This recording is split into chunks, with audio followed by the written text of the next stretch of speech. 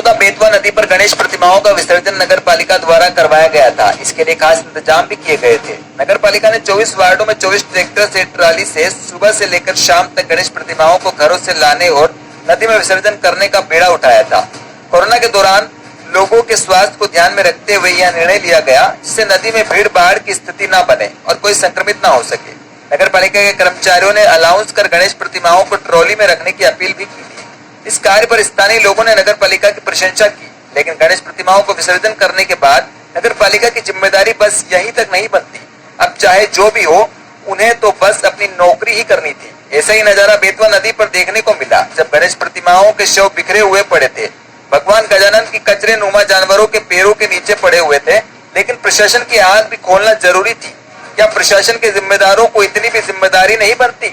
हर काम में प्रथम पूजे जाने वाले गणेश जी को इस तरह नगर पालिका विसर्जित करके भूल जाएगी। जब प्रतिमाओं का विसर्जन किया जा रहा था, उस समय नदी उफान पर थी, लेकिन नदी के उतरने के बाद प्रशासन चाहता तो कुंड बनाकर व्यवस्थित विसर्जन करवा सकता था, लेकिन जिम्मेदारों को अपनी नौकरी ही करना उचित समझा। जब हमने पूर्व विधायक निशंक जैन से इस संबंध में बात की तो उनका मन भी बड़ा दुखी हुआ। उन्होंने कहा कि प्रशासन को इस ओर ध्यान देकर तुरंत कार्रवाई करना चाहिए। वहीं विश्व हिंदू परिषद के राजेश तिवारी से बात की तो उन्होंने कहा कि यह गंभीर मामला है, जिम्मेदारों को फिर से विसर्जन करवाना चाहिए। गंज बासोदा विदिशा से ब्यूरो रिपोर्ट सौरभ सक्सेना।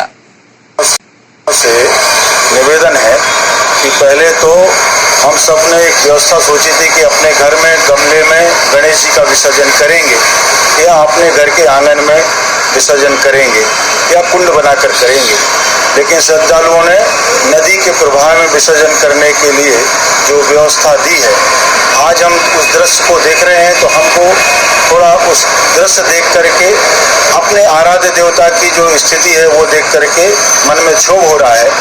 मैं ये सब चाहता हूँ कि नगर पालिका ने अपने ऊपर जिम्मेदारी ली थी, तो नगर पालिका के द्वारा वह सब प्रतिमाओं का एक प्रशासन की बहुत बड़ी लापरवाही है। आप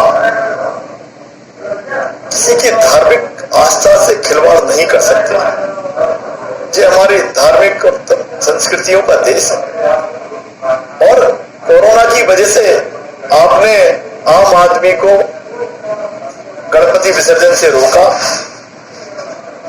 तब हमें लगा कि कहीं ना कहीं शासन और प्रशासन की मंशा लोगों की धार्मिक भावनाओं का सम्मान करने की है, मगर जब हमने देखा कि गणपति भगवान की मूर्तियों का विसर्जन ऐसे किया गया कि पूरे किनारे पर अवशेष दिख रहे हैं, इससे बड़े कोई दुर्भाग्य की बात है नहीं है। और इससे बड़े दुर्भाग्य की कोई बात नहीं है कि भोपाल नगर निगम ने कचड़े के डिब्बे में गणपति भगवान की मूर्तियों को पटक दिया है। जो धर्म के नाम पर राजनीति करने वाली पार्टी के लिए